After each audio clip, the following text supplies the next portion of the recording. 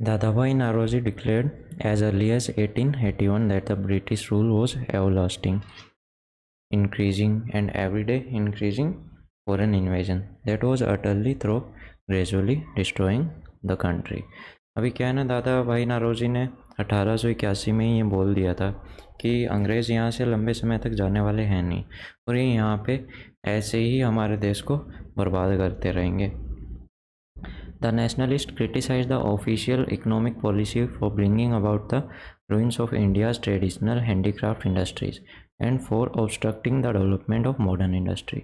जो नेशनलिस्ट थे उन्होंने काफ़ी क्रिटिसाइज़ किया किस चीज़ को, जो इकोनॉमिक पॉलिसी थी ना अंग्रेज़ों की, जिनकी वजह से हमारे जो यहाँ के हैंडीक्राफ्ट इंडस्ट्री रही है वो बिल्कुल बर्बाद हो गई. ओके, वो बिल्कुल बर्बाद हो गई. और जो हम अपने देश में जो हमारे कैपिटलिस्ट थे ना, वो जितनी भी इंडस्ट्री लगाने की ट्राई कर रहे थे उनके अंदर भी इन्होंने अपनी टांग घुसानी स्टार्ट कर दी. उन पर भी तरह तरह के टैक्स लगा के उनको दबाने की कोशिश करी गई. The chief remedy they suggested for the removal of India's poverty was the rapid development of modern industries. They wanted the government to promote modern industry through tariff protection.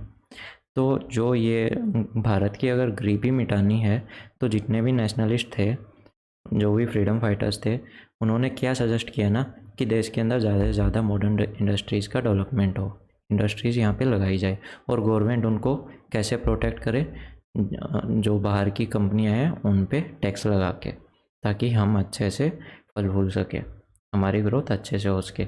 They popularise the idea of swadeshi और the use of Indian goods and boycott of British goods as a means of promoting Indian industry.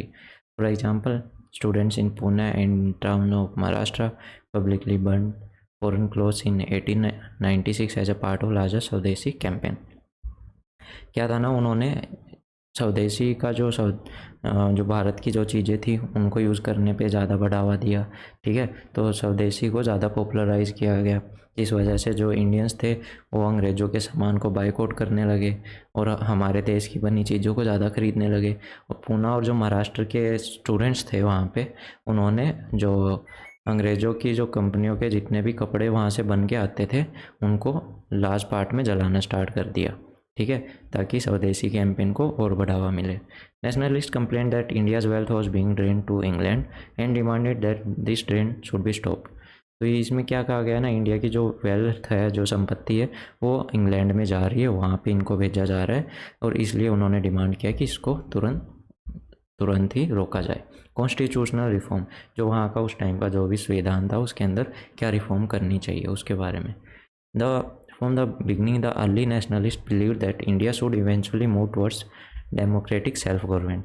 तो हमको जो हमारे देश की जो democratic self government है, जो हमारी खुद की गवर्नमेंट जो हमारे बारे में सोचे, उसकी तरफ धीरे धीरे बढ़ना चाहिए.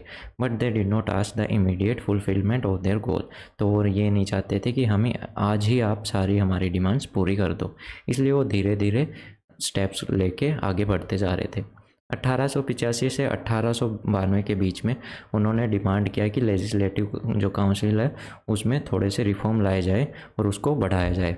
और ब्रिटिश गवर्नमेंट स्टार्टिंग में तो ऐसा नहीं चाहती थी कि ऐसा हो, लेकिन उन पे इतना प्रेशर हो गया ना, फिर उनको क्या पास करना पड़ गया, इंडियन काउंसिल एक्ट 1892. इसके अंदर उन्होंने इंपीरियल लेजिस्लेटिव काउंसिल, जहाँ पे कानून वगैरह बनाए जाते थे, और जो प्रोविंशियल काउंसिल थी, ठीक है, जो स्टेट्स की जो भी काउंसिल रही है, उनको बढ़ा दिया गया, उनके अंदर नंबर्स को इंक्रीज़ किया गया और उनके कुछ मेंबर्स को अब इलेक्ट किया जाएगा इनडायरेक्टली. ठीक है, इनडायरेक्टली इलेक्ट किया जाएगा बाय इंडियंस के द्वारा.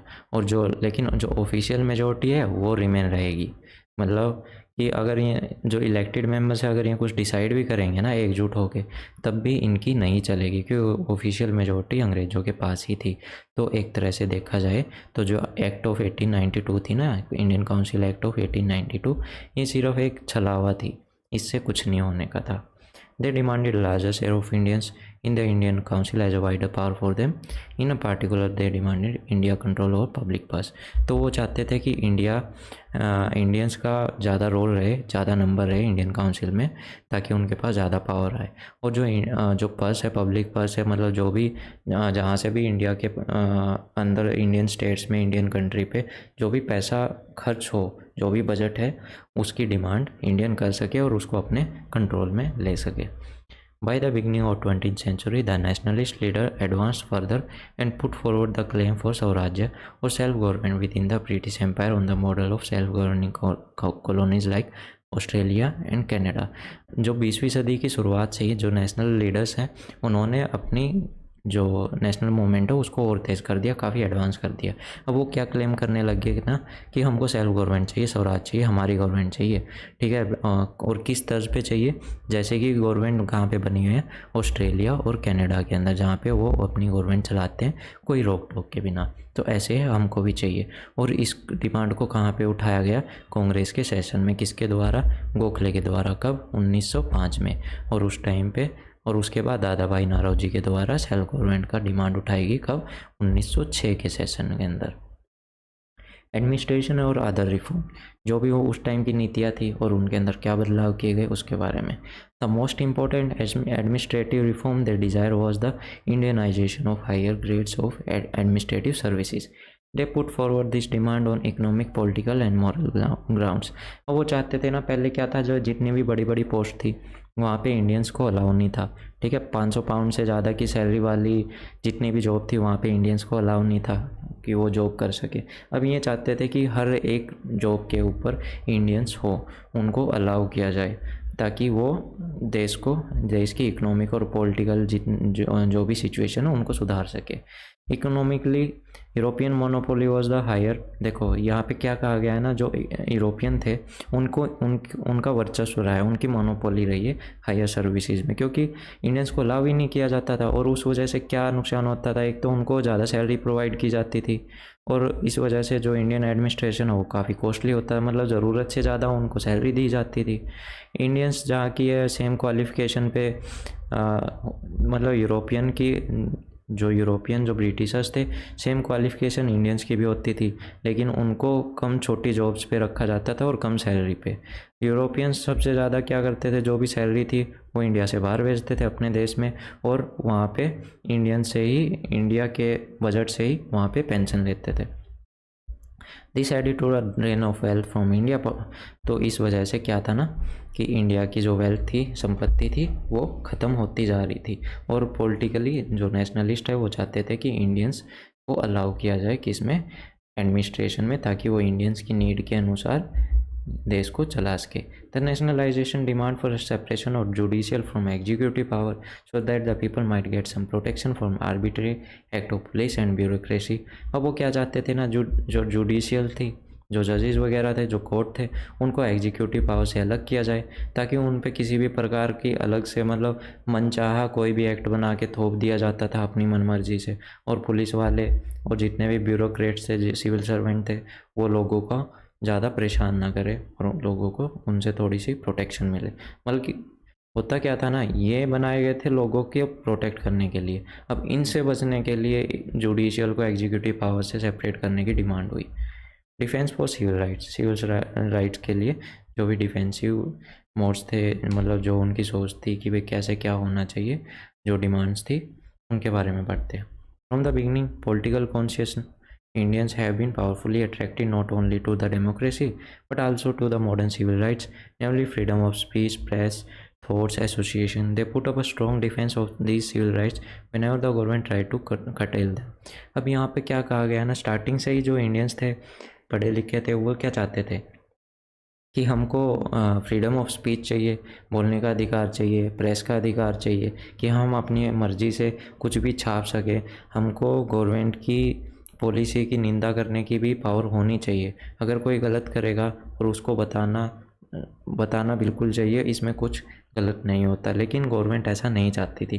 गवर्नमेंट जब कभी भी इनके सिविल राइट्स, जो मौलिक अधिकार है ना, उनके ऊपर जैसे ही कुछ दबाव बनाती तो सब अपना एकजुट होकर उसके खिलाफ प्रोटेस्ट करते, 1897 के अंदर बॉम्बे के अंदर गवर्नमेंट ने किसको अरेस्ट किया? बाल गंगाधर तिलक को और काफ़ी और लीडर्स को। किस वास्ते? क्योंकि इन्होंने अपने जो न्यूज़पेपर हैं उनके अंदर गवर्नमेंट के खिलाफ काफ़ी कुछ लिख दिया था, जिस वजह से उनको काफ़ी लंबी सज़ा मिली। एट द सेम टाइम उसी समय दो जो पूना के लीडर्स थे, नट्टू ब्रदर्स, उनको डिपोर्ट कर दिया गया बिना ट्रायल के। ठीक है, उनको वैसे ही अरेस्ट कर दिया और सज़ा दे दी गई बिना उनकी कोई ट्रायल चले, जिसकी वजह से पूरे देश के अंदर प्रोटेस्ट स्टार्ट हो गए और लोगों की जो लिबर्टी है उसका हनन होने लग गया। तिलक, जिनको महाराष्ट्र के अंदर पूरी रात में मतलब जैसे उनको सज़ा हुई वो पूरी रात के अंदर पॉपुलर हो गए, मतलब एक ही रात में पूरे महाराष्ट्र के अंदर पॉपुलर हो गए। मेथड्स ऑफ पॉलिटिकल वर्क्स, जो पॉलिटिकल वर्क्स थे उसके क्या मेथड्स रहे हैं? Indian national movement up to 1905 1905 तक किसके द्वारा डोमिनेट करी जाती थी? मॉडरेट्स के द्वारा। मॉडरेट्स कौन है? जो एक रूल के अकॉर्डिंग चलते थे, एक तरीके से चलते थे कि भाई धीरे धीरे स्टेप लेके आगे बढ़ते थे कि भाई हम एक दिन में कुछ अचीव नहीं कर सकते, हम धीरे धीरे करेंगे। और गवर्नमेंट और जो ब्रिटिशर हैं उनका मानना था कि हमारी डिमांड्स को धीरे धीरे करके मान लेगी और एक दिन हमको सेल्फ गवर्नमेंट के लिए अलाउ कर देगी। तो जो इनके मेथड थे वो क्या थे? चार दीवारी के अंदर बैठ के कानून बनाते थे और बिल्कुल धीरे धीरे प्रोग्रेस करते थे।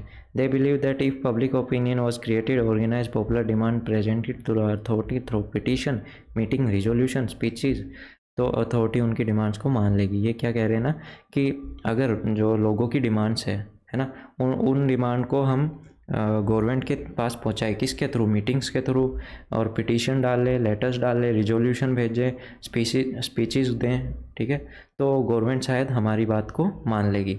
लेकिन इनका सोचना गलत था, ऐसा कभी इतना जल्दी होने से रहा नहीं। 1889 के अंदर British committee of Indian national Congress was founded. ठीक है, ब्रिटिश कमेटी का गठन हुआ इंडियन नेशनल कांग्रेस की।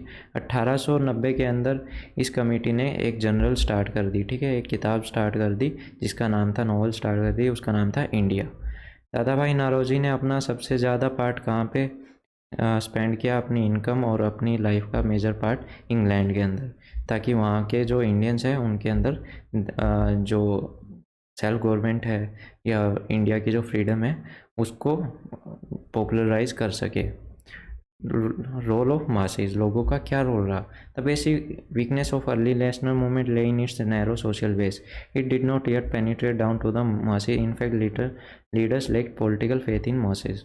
तो यहाँ पे क्या कहा गया? स्टार्टिंग के जो डेज थे नेशनल मूवमेंट के, वो इतने ज़्यादा कामगारी नहीं थे, मतलब इतने ज़्यादा इफ़ेक्टिव नहीं हो पा रहे थे, क्योंकि उस टाइम पे काफ़ी चीज़ें डेवलप भी नहीं थी, जैसे कि प्रेस हो गया।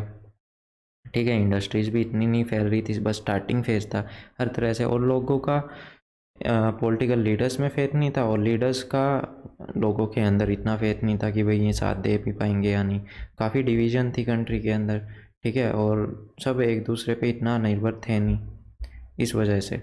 Moderate leader believe that militant masses struggle against colonial rule could be waged only after the heterogeneous elements of Indian society had to be welded into a nation। यहाँ पे मॉडरेट्स क्या चाहते थे कि भाई जो स्ट्रगल है अंग्रेज़ों के खिलाफ वो एक ही वजह से हो सकता है जब पूरी हम इंडियन सोसाइटी को एक तरह से एकजुट कर लें और एक नेशन की तरह उसको प्रेजेंट करें। एटीट्यूड ऑफ द गवर्नमेंट का क्या एटीट्यूड रहा है? जो नेशनलिस्ट मूवमेंट जो राइज हो रही थी, बट जिसको नेशनलिस्ट मूवमेंट को जो बढ़ावा मिल रहा था उसमें गवर्नमेंट की क्या प्रतिक्रिया रही है? ब्रिटिश अथॉरिटी स्टार्टिंग से ही नहीं चाहती थी कि जो नेशनल मूवमेंट है, जो एकजुट होने की भावना थी, भाई देश को आज़ाद कराने की भावना थी, ऐसा कुछ हो। वो तो पहले से ही क्या काम करते थे? Divide and rule. इसीलिए उनका पूरी नज़र थी इंडियन नेशनल कांग्रेस के ऊपर। ठीक है, वो पूरी निगरानी रखते थे कि भाई ये कर क्या रहे हैं। डफरिन जो वाइसरॉय थे, उन्होंने नेशनल मूवमेंट को देखते हुए सजेस्ट किया था ह्यूम से कि कांग्रेस जो है ये पॉलिटिकल अफेयर से अपने आप को दूर कर रही है और ये मतलब लोगों को इकट्ठा करने लगी। जो इसका काम है ये अपने काम को छोड़ के अब दूसरे काम में जा रही है। लेकिन कांग्रेस ने इस चीज़ को मना कर दिया, नहीं भाई हम अपना काम ऐसे ही कर रहे हैं। ब्रिटिश ऑफिशियल्स अब ओपनली क्रिटिसाइज़ करने लगे, ठीक है, कि जो नेशनल कांग्रेस है और उनके लीडर्स को, कि ये देश को बर्बाद कर देंगे और इनके बारे में भला बुरा फैलाने लगे। और ऊपर से इन्होंने जो इनकी पॉलिसी थी डिवाइड एंड रूल की, फूट डालो राज करो, उसको भी ये ज़्यादा बढ़ावा देने लगे। इन्होंने क्या करा ना, सैयद अहमद खान, राजा शिव प्रसाद और बनारस और जो और थे प्रो ब्रिटिश इंडिविजुअल्स, उनको क्या कहना स्टार्ट कर दिया, एंटी कांग्रेस मूवमेंट में इन्वॉल्व करना स्टार्ट कर दिया। They also tried to diverse between Hindu and Muslim. इन्होंने जो हिंदू और मुस्लिम है उनको भी बांटने की कोशिश करी। मतलब एक तरफ से ये कभी हिंदूज़ को अपना क्लोज बना देते और कभी मुस्लिम्स को। Evaluation of early national movement, जो अर्ली नेशनल मूवमेंट थी उसको, उसका इवेल्युएशन क्या रहा है, क्या क्या कैसी प्रतिक्रिया रही है लोगों के बीच में, उसके बारे में देखते हैं थोड़ा सा। It represented the most progressive force of the time. It succeeded in creating a wide national awakening in arousing among the people feeling they belong to one. अब क्या था ना, कांग्रेस ने स्टार्टिंग में तो इतना कुछ अचीव नहीं किया था, लेकिन काफ़ी समस्याओं के बाद में ये एक बहुत बड़ा संगठन इकट्ठा करने में सफल रहे और लोगों को एकजुट होने के लिए जो उनके अंदर फीलिंग है उस भावना को जगाने में कामयाब रहे। और उसी वजह से पूरा इंडिया एक नेशन के रूप में उभर के सामने आया। It made the people of India conscious और the bonds of common political, economic, social, cultural interest and existence of common enemy in the imperialism and thus help to weld them in a common nationality. अब यहाँ पे क्या कहा गया ना कि जो उस टाइम पे जो इंडिया है, इंडिया के लोगों को ये समझ में आने लग गया था कि जो हम एक हमारी जो जगह है जहाँ पे हम रहते हैं, हम एक स्टेट के बारे में नहीं सोच के चल सकते। अगर हमको अंग्रेज़ों से छुटकारा चाहिए है तो हमें पूरे इंडिया को लेके, पूरे इंडिया का जो इकोनॉमिक है, जो पॉलिटिकल वे है, जो सोशल और कल्चरल इंटरेस्ट है, उनको एकजुट होके एक साथ लेके चलना पड़ेगा। तभी हम जो हमारा जो कॉमन एनिमी है, जो ब्रिटिश है, इम्पीरियलिज्म है, उससे हम जीत सकते हैं। It trained people to in the art of political work, popularized among them the idea of democracy, civil liberties, secularism, nationalism, propagated among them a modern outlook, and exposed before them the evil results of British rule. अब यहाँ पे क्या था ना, जो कांग्रेस के जो leaders थे, पॉलिटिकल लीडर्स, इन्होंने लोगों को समझाना स्टार्ट कर दिया कि पॉलिटिकल वर्क कैसे होता है, पॉलिटिक्स कैसे की जाती है ना, एक हेल्दी पॉलिटिक्स, और लोगों को उनकी डेमोक्रेसी और जो उनके जो फ्रीडम, जो उनके अधिकार हैं, जो देश प्रेम की भावना है, उसको कैसे बढ़ाना है, उसका वैल्यू क्या है, ये बताना स्टार्ट करा और उनको अवगत कराया किस चीज़ से, कि जो ये ब्रिटिश रूल है ना, लोग अंग्रेज़ कैसे हम पे राज कर रहे हैं और जो इनकी जो पॉलिसी है वो हमको कैसे नुकसान पहुंचा रही है। तो दिस वॉज आवर चैप्टर 10 और ये यहीं पे कंप्लीट होता है। इसके साथ हमारे 10 चैप्टर कंप्लीट हो गए हैं। जिस किसी ने नहीं देखे हो तो प्लीज़ आप जाके मेरे चैनल पे जो प्लेलिस्ट है वहाँ पे जाके मॉडर्न हिस्ट्री को स्टार्ट कर सकते हैं। और अगर कोई भी कमी हो तो प्लीज़ मेरे को कमेंट सेक्शन में ज़रूर बताइएगा, ताकि नेक्स्ट वीडियो के अंदर मैं उसको रिजॉल्व कर सकूँ और अच्छे से लेक्चर को रिप्रेजेंट कर सकूँ। वीडियो अच्छी लगी हो तो लाइक कीजिएगा, शेयर कीजिएगा और सब्सक्राइब ना किया हो तो प्लीज़ चैनल को ज़रूर सब्सक्राइब कीजिएगा। Thank you, have a nice day.